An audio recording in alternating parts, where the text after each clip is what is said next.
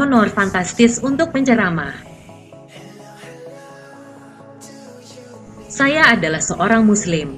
Saya akan menjelaskan apa yang ada dalam komunitas muslim, sehingga umat non-muslim mengerti kenapa banyak sekali muncul ustadz atau penceramah dadakan.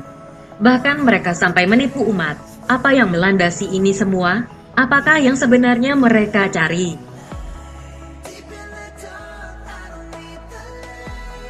Saya kira kita semua sudah paham sepak terjang ustadz dadakan, seperti Felix Xiao, Evi, Nur Sugi, Yahya Waloni, dan yang terkini ada ustadz yang mengaku anak kardinal. Mungkin non-muslim pada bertanya-tanya, kenapa mulai banyak bermunculan ustadz dadakan, yang tidak punya kompetensi bahkan sampai tipu-tipu umat, mengaku sebagai mualat dan sebagainya. Keuntungan apa yang mereka dapatkan dengan menjadi ustadz dadakan, dengan modal tipu-tipu umat?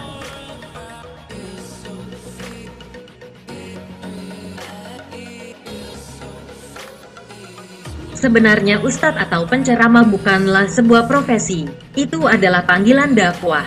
Ustadz dan penceramah tidak boleh mengharapkan imbalan materi, jadi harus ikhlas karena ingin menyebarkan ajaran Islam semata. Namun tak mudah menjadi ustadz atau penceramah.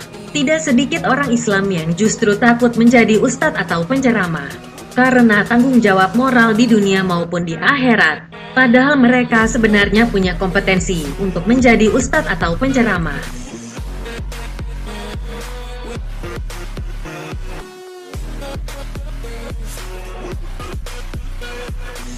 Sebaliknya, tidak sedikit juga orang Islam yang justru mengaku ustadz atau penceramah, padahal tidak punya ilmu yang mumpuni.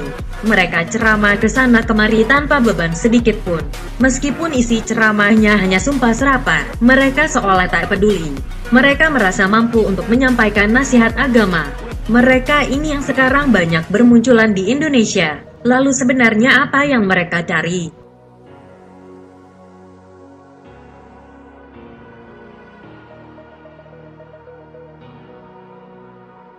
Meskipun ustadz dan penceramah bukanlah sebuah profesi, namun mereka tetap mendapatkan uang yang tidak sedikit.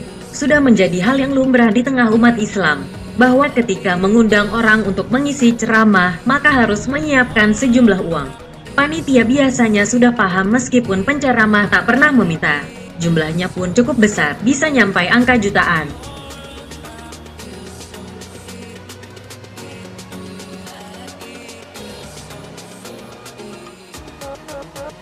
Memang ada juga para penceramah yang memasang tarif di awal. Jika harga cocok, maka mau diundang ceramah. Jika harga tidak cocok, maka tidak mau diundang. Biasanya ustadz yang sudah muncul di TV berani memasang tarif cukup besar. Sekali ceramah 1 jam tarifnya bisa sampai puluhan juta.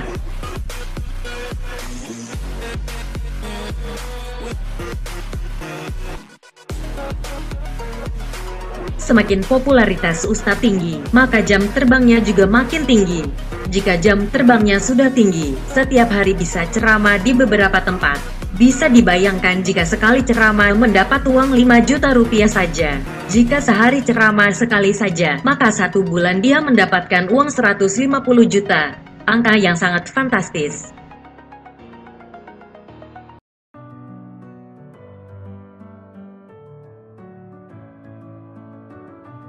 Maka jangan heran, ketika orang seperti Nur Sugi sering mencak-mencak maki-maki dan berbicara kasar ketika ceramah. Dia mengerti bahwa jamaah suka dengan gayanya ceramah. Terlebih kalau sudah berbicara politik. Kebetulan jamaah Nur Sugi memiliki afiliasi politik yang sama.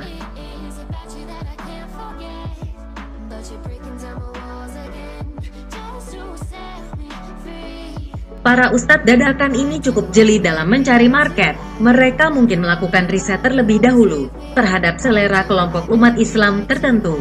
Intinya mereka berharap kemunculannya bisa diminati oleh umat Islam, agar mereka terus diundang. Mungkin untuk awalan, mereka tidak memasang tarif.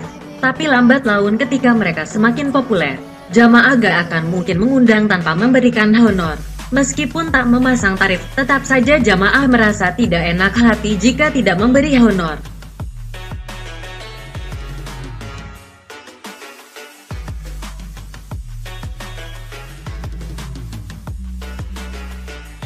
Para ustadz dadakan dengan modal ilmu agama minim dan tipu-tipu paham bahwa mereka tidak mungkin bisa bersaing dengan para kiai dan ulama yang keilmuannya mumpuni.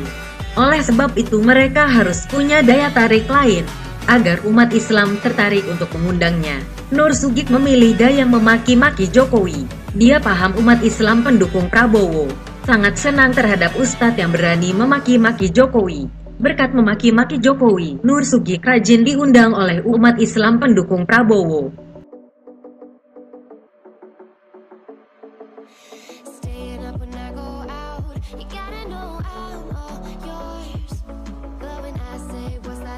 Ada juga yang memilih mengaku sebagai mualaf. Meskipun ilmu agamanya minim, mereka para mualaf tetap memiliki daya tarik tersendiri bagi umat Islam. Kisah mualaf sampai akhirnya memilih Islam selalu menarik untuk disimak. Hal ini yang diambil oleh beberapa mualaf seperti Felix Xiao. Felix Xiao masih mending, setidaknya dia benar-benar mualaf. Yang parah adalah ustadz yang mengaku mualaf, padahal sejak kecil sudah muslim. Dia mengaku mualaf agar bisa menjadi ustadz dan diundang kemana-mana.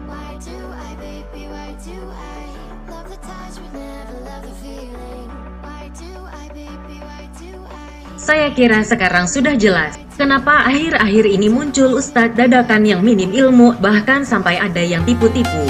Mereka sedang mencari nafkah dengan jalan itu. Begitulah pura-pura. Salam dari kami, para rakyat jelata.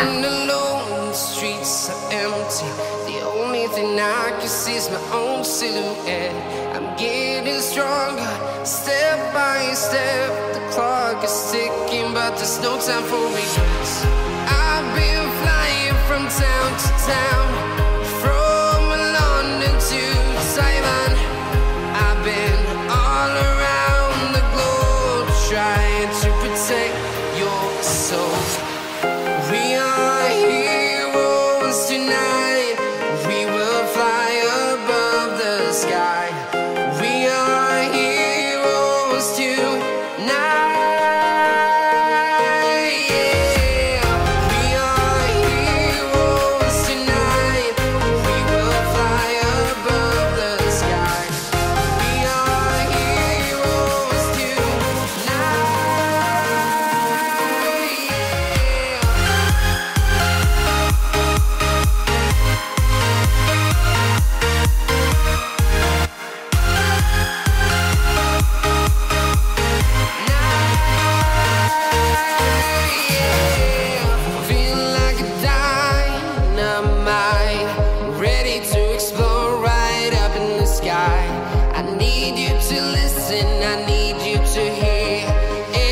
Show any fear. I've been flying from town to town, from London to Taiwan. I've been all around the globe trying to protect your soul. We are heroes tonight. We will fly above the sky. We are heroes tonight.